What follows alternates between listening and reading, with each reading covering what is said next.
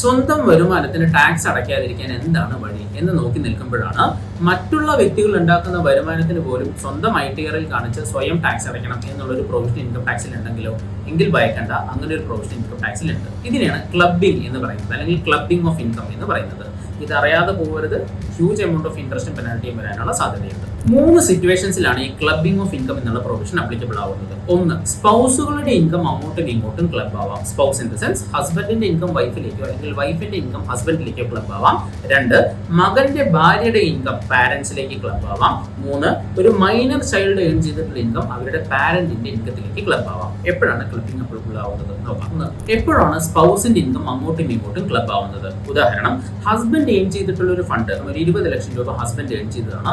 ഈ 20 ലക്ഷം രൂപ FD ആയിട്ടിട്ടത് ഭാര്യയുടെ പേരിലാണെന്നുണ്ടെങ്കിൽ, ഭാര്യയാണ് ഇൻട്രസ്റ്റ് ഏൺ ചെയ്യുന്നത് എന്നുണ്ടെങ്കിൽ പോലും ആ FD ഇടാനുള്ള ക്യാപിറ്റൽ സമ്മിന്റെ ഓണർഷിപ്പ് ഹസ്ബൻഡിനായതുകൊണ്ട് ആ ഉണ്ടാക്കിയ ഇൻട്രസ്റ്റ് ഹസ്ബൻഡിന്റെ ITRലേക്ക് ക്ലബ് ചെയ്യപ്പെടും എന്നുള്ളതാണ് ഒന്നാമത്തെ പ്രൊവിഷൻ. ഭർത്താവിന്റെ ഓണർഷിപ്പ് ഉള്ള ഒരു സ്ഥാപനത്തിൽ ഭാര്യയ്ക്ക് ഒരു ശമ്പളമോ കമ്മീഷനോ ഫീസോ എന്തെങ്കിലും ഒരു എമൗണ്ട് കൊടുക്കുകയാണെന്നുണ്ടെങ്കിൽ അത് ഭർത്താവിന്റെ സ്വന്തം ഇൻകത്തിലേക്ക് ക്ലബ് ചെയ്യപ്പെടും. കാരണം ഭർത്താവാണ് ആ ബിസിനസിന്റെ ഓണർ എന്നുള്ളതുകൊണ്ട്.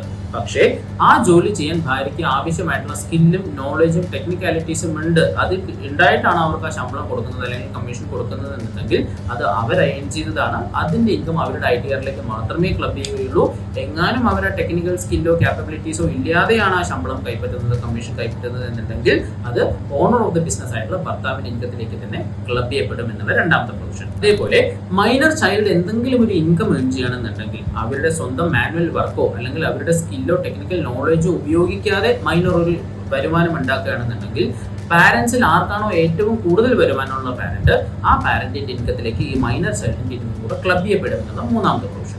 ഇതേപോലെ ഏതെങ്കിലും ഒരു പാരന്റ് അഡിക്വേറ്റ് കൺസിഡറേഷൻ ഇല്ലാതെ മകന്റെ ഭാര്യയ്ക്ക്, മരുമകൾക്ക് ഏതെങ്കിലും ഒരു മൂവബിളോ ഇമൂവബിൾ പ്രോപ്പർട്ടിയോ ട്രാൻസ്ഫർ ചെയ്ത് കൊടുക്കുകയാണെന്നുണ്ടെങ്കിൽ ആ പ്രോപ്പർട്ടിയിൽ നിന്ന്, മൂവബിൾ ആയിട്ടുള്ള ഇമൂവബിൾ പ്രോപ്പർട്ടി ഇൻക്ലൂഡിംഗ് മണിയിൽ നിന്ന് ഫർദർ ഉണ്ടാക്കിയ ഇൻകം ആ മരുമകളുടെ പേരിലല്ല അക്കൗണ്ടിലേക്ക് അല്ലെങ്കിൽ ക്ലബ് ചെയ്യപ്പെടുക, അത് നേരെ തിരിച്ച് പാരന്റിന്റെ ഇൻകത്തിലേക്ക് ക്ലബ് ചെയ്ത് അവരാണ് അതിന് ടാക്സ് കൊടുക്കേണ്ടി വരിക എന്ന് സാരം. ഇതേപോലെ ഇൻ ബിറ്റ്വീൻ ഹസ്ബൻഡ് ആൻഡ് വൈഫും ആൻഡ് മകന്റെ ഭാര്യയും ആൻഡ് മൈനർ ചൈൽഡുമായി ഉണ്ടാക്കുന്ന ഇൻകങ്ങൾക്ക് അല്ലെങ്കിൽ ട്രാൻസാക്ഷൻസിന് ഒറിജിനൽ ഓണർഷിപ്പ് ഓഫ് ദ അസറ്റുമായി ക്ലബ് ചെയ്യപ്പെടാം. സോ ഇതേപോലെ നിങ്ങളും നിങ്ങളുടെ ഇടയിൽ നടന്നിട്ടുള്ള ട്രാൻസാക്ഷൻ വിശകലനം ചെയ്തതിന് ശേഷം മാത്രം നിങ്ങളുടെ ഇൻകം ടാക്സ് റിട്ടേൺ ഫയൽ ചെയ്യൂ.